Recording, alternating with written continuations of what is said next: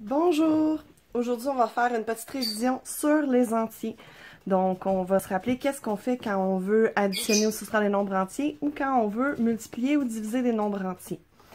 Donc, si je veux les additionner ou soustraire, j'ai deux catégories. Soit les deux nombres entiers sont de signes contraires, ou ils sont de même signe.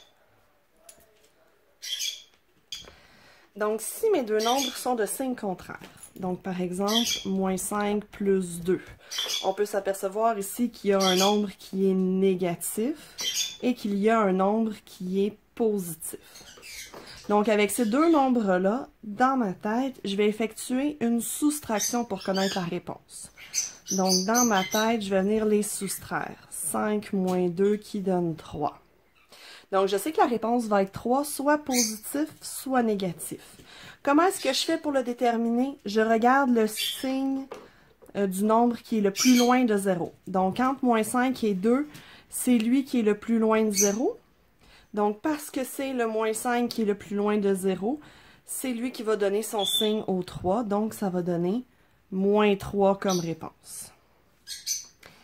Si les deux chiffres étaient de même signe, donc par exemple, moins 3, moins 2, où est-ce qu'ici on a un nombre négatif et un autre nombre négatif, bien ça va nous faire, dans le fond, dans notre tête, une addition. Donc, je vais additionner 3 et 2. Ce qui va me donner 5.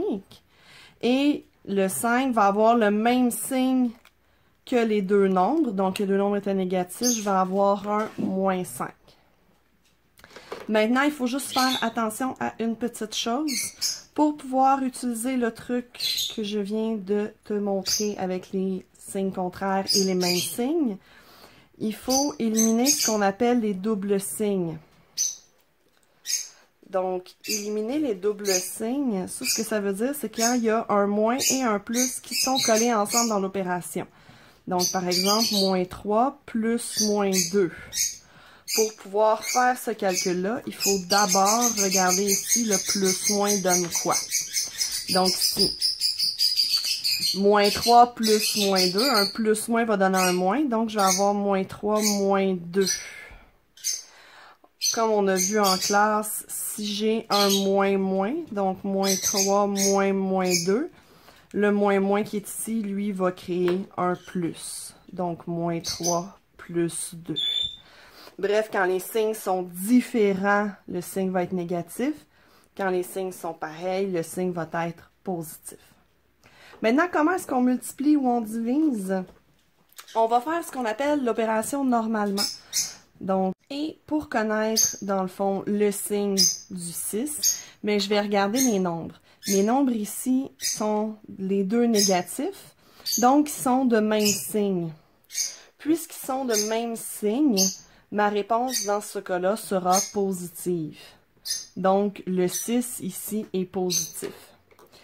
Si par contre, j'avais eu moins 4 fois 5, donc un nombre négatif et un nombre positif. Donc, je fais mon 4 fois 5 qui donne 20.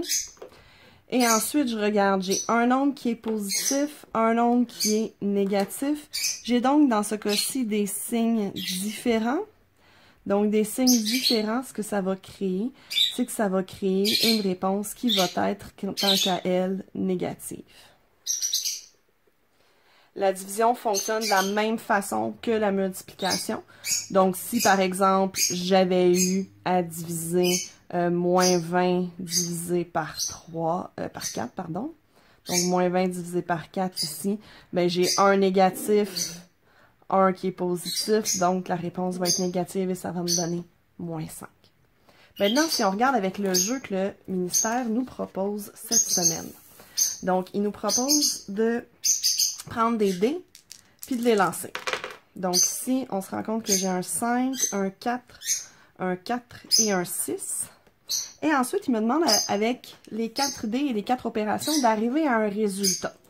Donc, je peux utiliser juste 2 dés, je peux en utiliser 3, je peux en utiliser 4, mais je peux pas en utiliser plus qu'une fois.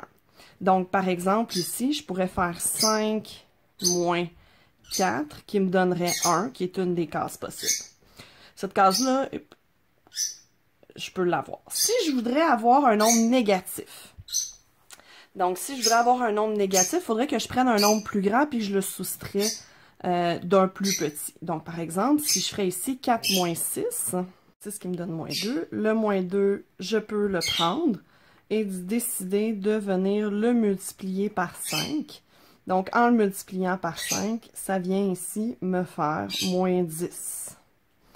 Donc, si j'ai un des nombres de la carte, je pourrais l'inscrire. Donc, je pourrais inscrire ici, soit écrire mes deux calculs. Donc, 4 moins 6 qui est égal à moins 2 et moins 2 fois 5 qui est égal à moins 10.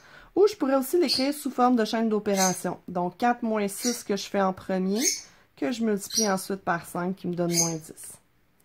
Amuse-toi bien!